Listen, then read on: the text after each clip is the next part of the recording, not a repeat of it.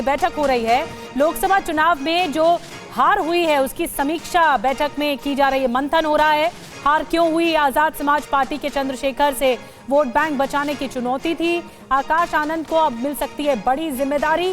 BSP की बैठक में मायावती के जो भतीजे हैं आकाश आनंद भी मौजूद हैं इस वक्त, और बैठक में शामिल होने से पहले आकाश आनंद ने मायावती के पैर छूकर आशीर्वाद लिया है।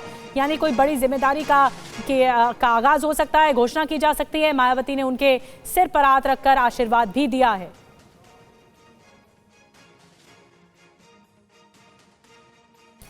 तो ये तस्वीरें थोड़ी खास तस्वीरें हैं, जब मायावती ने आशीर्वाद दिया, सर पर हाथ रखकर आशीर्वाद दिया भतीजे आकाश आनंद को। आज की मीटिंग में आकाश आनंद भी मौजूद हैं और बीएसपी की मीटिंग पर रोविंग एडिटर पंकज झा की एक रिपोर्ट आपको दिखाते हैं।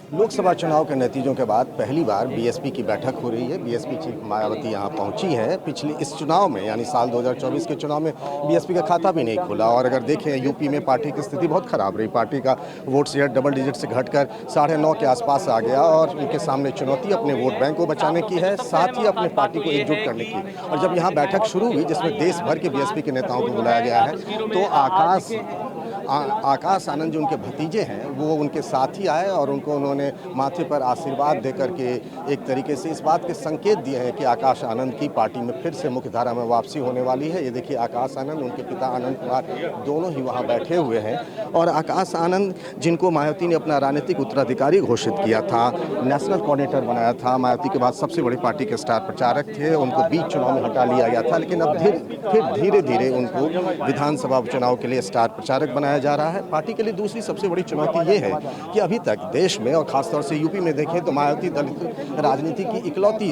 चेहरा है और शख्सियत हैं वो कहा जा रहा है। लेकिन जिस तरीके से नगीना सीट से पहली बार आजाद समाज पार्टी के चंद्रशेखर जो है चुनाव जीतकर सांसद बने हैं, उसके बाद से चुनौतियां बढ़ गई हैं, क्योंकि जो नौजवान पीढ़ी के दलित है उनका झुकाव उनकी तरफ हो रहा है। तो इससे पार्टी और मायावती कैसे निपटेंगी ये देखने वाली बात होगी। कैमरामैन दुर्गेश के साथ पंकज झा, TV9 भारतवर्ष।